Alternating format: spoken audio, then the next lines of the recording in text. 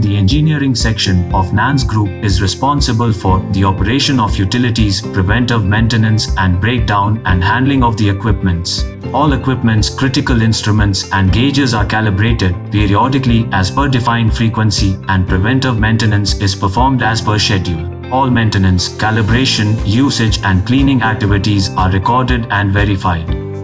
All the manufacturing blocks are provided with dedicated HVAC systems. Series filtration corresponds to 10, 5 and 0.3 microns with 90% recirculation and 10% fresh air intake. The pre and fine filters are cleaned as defined in the respective SOP. A separate designated area is provided for filter washing, drying, inspection and storage. 2 purified water systems having capacity 2500 litre per hour are provided to meet the process water requirement.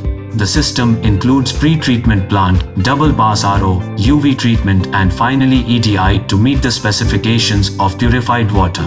It is cold loop circulation. Sanitization involves hot water treatment for a standard time. Other utilities such as 4 boilers each having a capacity of 600 kilograms. 2 chillers with a capacity of 150 TR and 78 TR. 4 DG sets